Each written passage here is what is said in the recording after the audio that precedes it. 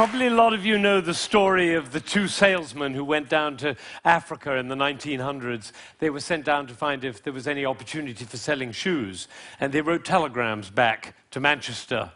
And one of them wrote, "Situation hopeless, stop, they don't wear shoes."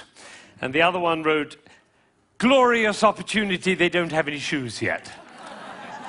Now, there's a similar situation in the classical music world, because there are some people who think that classical music is dying, and there are some of us who think you ain't seen nothing yet.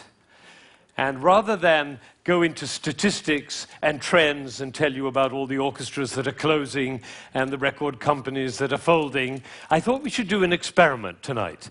An experiment. Actually, it's not really an experiment because I know the outcome. But it's like an experiment. Now, before we start, I need to do two things. One is I want to remind you of what a 7-year-old child sounds like when he plays the piano. Maybe you have this child at home. He sounds something like this.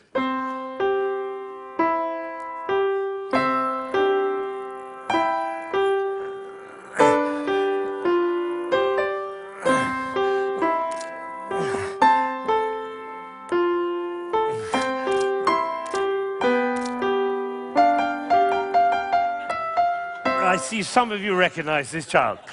Now, if he practices for a year and takes lessons, he's now 8 and he sounds like this. And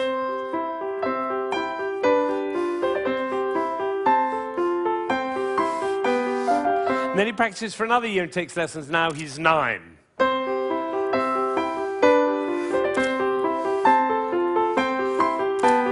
And then he practices for another year and takes lessons, now he's 10.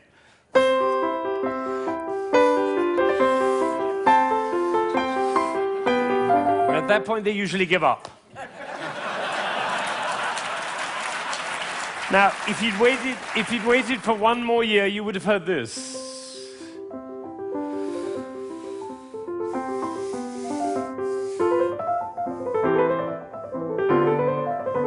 Now, what happened was not maybe what you thought, which was he suddenly became passionate, engaged, involved, got a new teacher, he hit puberty, or whatever it is. What actually happened was the impulses were reduced. You see, the first time he was playing with an impulse on every note.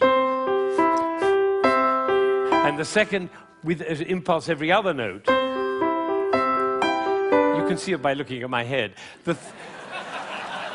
The 9-year-old put an impulse on every 4 notes. And the 10-year-old on every 8 notes. And the 11-year-old, one impulse on the whole phrase.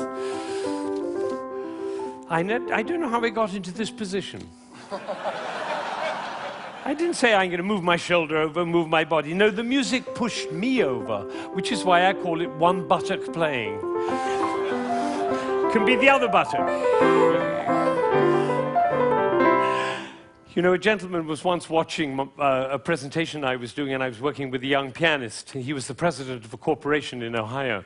And I was working with this young pianist, and I said, the trouble with you is you're a 2-buttock player. You should be a 1-buttock player. And I moved his body like that while he was playing. Suddenly the music took off. Took flight. There was a gasp in the audience when they heard the difference. And then I got a letter from this gentleman. He said, I was so moved, I went back and I transformed my entire company into a 1-buttock company. Now, the other thing I want to do is to tell you about you. There are 1,600 people, I believe. My estimation is that probably 45 of you are absolutely passionate about classical music. You adore classical music. Your FM is always on that classical dial, and you have CDs in your car, and you go to the symphony, and your children are playing instruments. You can't imagine your life without classical music.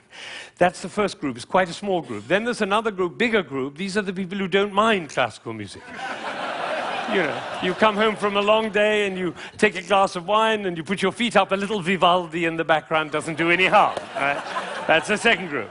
Now comes the third group. These are the people who never listen to classical music. It's just simply not part of your life. You might hear it like secondhand smoke at the airport, but and maybe a little bit of a march from Aida when you come into the hall, but otherwise you never hear it. That's probably the largest group of all. And then there's a very small group. These are the people who think they're tone deaf. Amazing number of people think they're tone deaf. Actually, I hear a lot, my husband is tone deaf. Actually, you cannot be tone deaf. Nobody is tone deaf. If you were tone deaf, you couldn't change the gears on your car in a stick-shift car. You couldn't tell the difference between somebody from Texas and somebody from Rome. And the telephone. If your mother calls on their miserable telephone, she calls and says hello. You not only know who it is, you know what mood she's in. You have a fantastic ear. Everybody has a fantastic ear. So nobody is tone deaf. But I tell you what, it doesn't work for me to go on with this thing with such a wide gulf between those who understand, love, and passionate about classical music and those who have no relationship to it at all. The tone-deaf people, they're no longer here. But even between those three categories, it's too wide a gulf. So I'm not going to go on until every single person in this room, downstairs and in Aspen, and everybody else looking, will come to love and understand classical music. So that's what we're going to do. Now, you notice that there is not the slightest doubt in my mind that this is going to work, if you look at my face, right? It's one of the characteristics of a leader that he not doubt for one moment the capacity of the people he's leading to realize whatever he's dreaming. Imagine if Martin Luther King had said, "I have a dream." Of course, I'm not sure they'll be up to it. All right, so I'm going to take a piece of Chopin. This is a beautiful prelude by Chopin. Some of you will know it.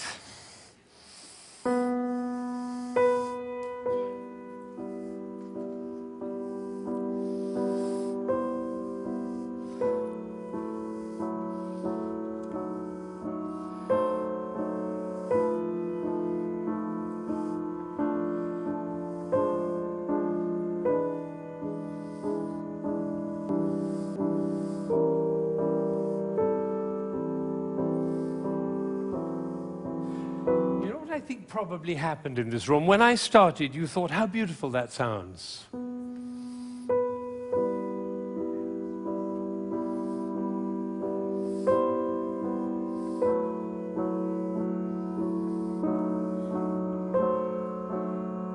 I don't think we should go to the same place for our summer holidays next year.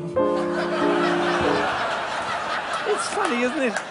It's funny how those thoughts kind of waft into your head when listening to classical music. And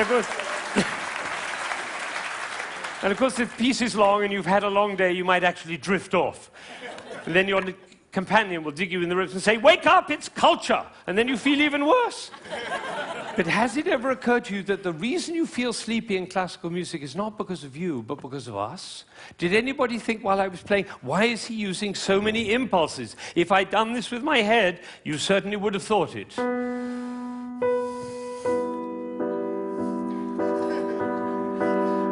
And for the rest of your life, every time you hear classical music, you'll always be able to know if you hear those impulses.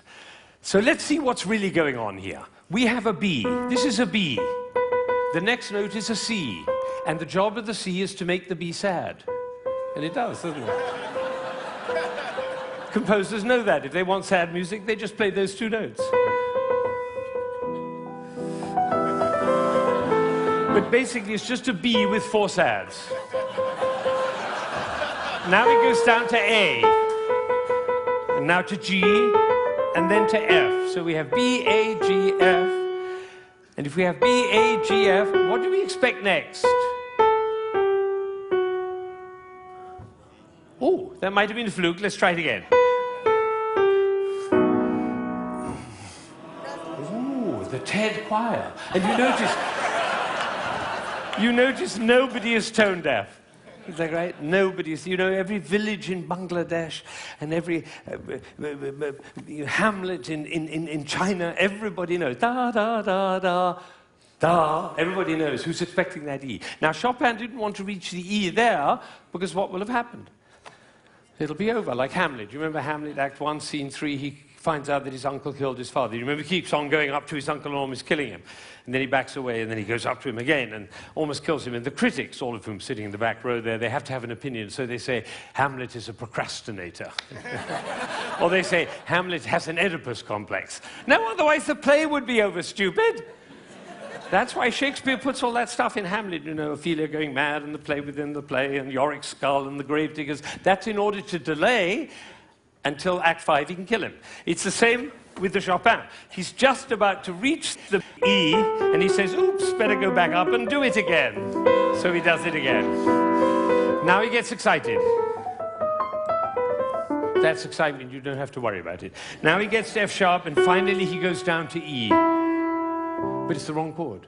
Because the chord he's looking for is this one. Right? And instead he does.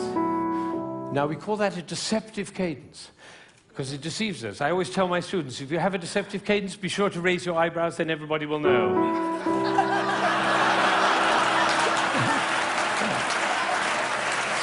All right. So he gets to E, but it's the wrong chord. Now he tries E again. That chord doesn't work. Now he tries E again. That chord doesn't work. Now he tries E again. That doesn't work. And then finally,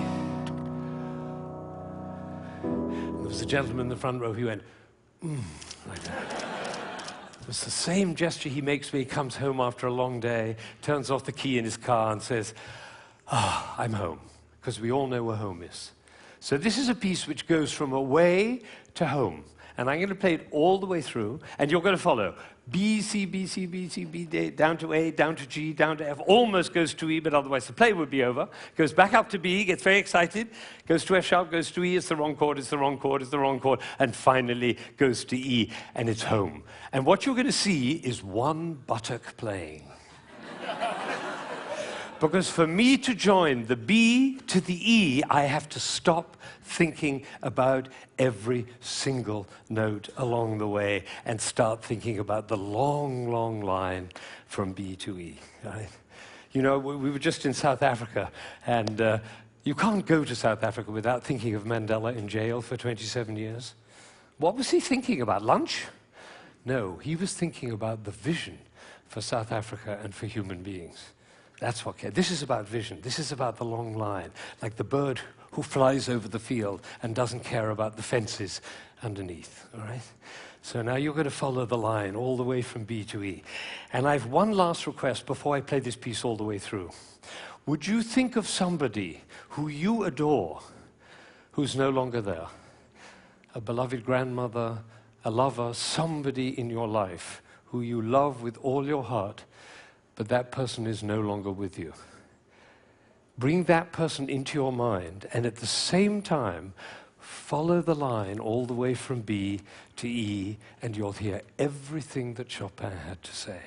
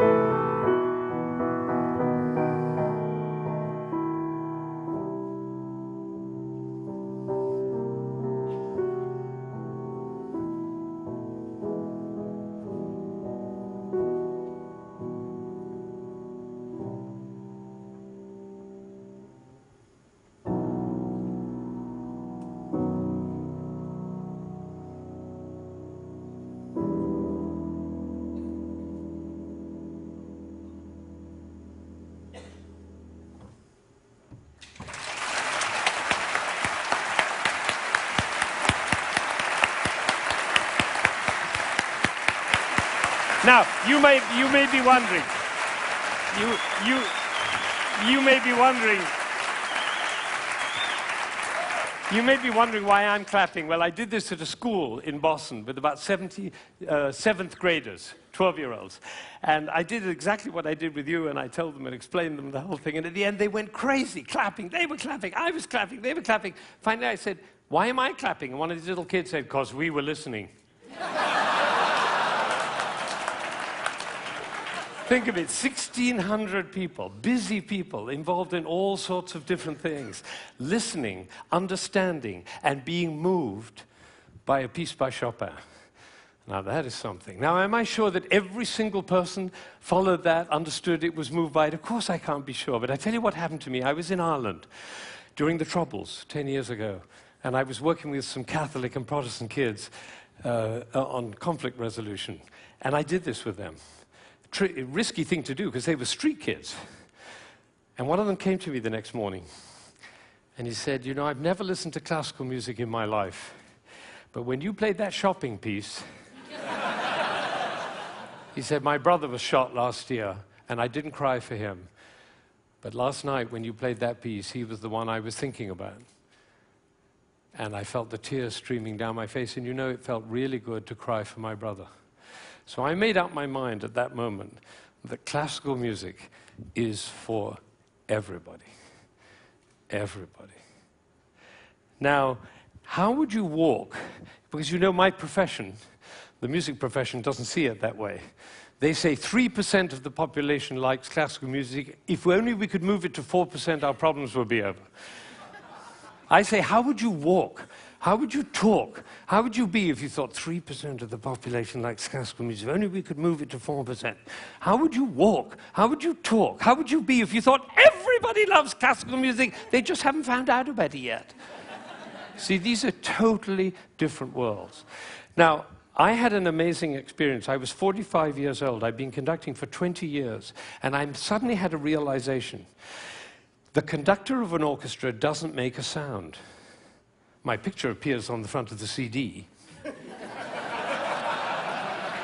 But the conductor doesn't make a sound. He depends for his power on his ability to make other people powerful. And that changed everything for me. It was totally life-changing. People in my orchestra came up to me and said, Ben, what happened? That's what happened. I realized my job was to awaken possibility in other people. And of course, I wanted to know whether I was doing that. And you know how you find out? You look at their eyes. If their eyes are shining, you know you're doing it. You could light up a village with this guy's eyes. Right, so if the eyes are shining, you know you're doing it. If the eyes are not shining, you get to ask a question. And this is the question. Who am I being that my player's eyes are not shining? We can do that with our children too. Who am I being that my children's eyes are not shining? That's a totally different world. Now, we're all about to end this magical on the mountain week, and we're going back into the world. And I say it's appropriate for us to ask the question, who are we being as we go back out into the world? And you know, I have a definition of success. For me, it's very simple. It's not about wealth and fame and power. It's about how many shining eyes I have around me. So now I have one last thought, which is that it really makes a difference what we say, the words that come out of our mouth. I learned this from a woman who survived Auschwitz, one of the rare survivors. She went to Auschwitz when she was 15 years old, and her brother was 8, and the parents were lost. And she told me this. She said, we were in the train going to Auschwitz, and I looked down and I saw my brother's shoes were missing. And I said, why are you so stupid? Can't you keep your things together, for goodness sake? The way an elder sister might speak to a younger brother. Unfortunately, it was the last thing she ever said to him, because she never saw him again. He did not survive. And so when she came out of Auschwitz, she made a vow. She told me this. She said, I walked out of Auschwitz into life, and I made a vow, and the vow was, I will never say anything that couldn't stand as the last thing I ever say. Now, can we do that? No, and we'll make ourselves wrong and others wrong. But it is a possibility to live into. Thank you.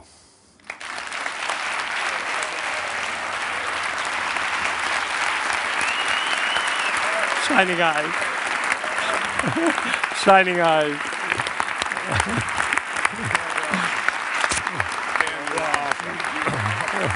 Thank you. Thank you.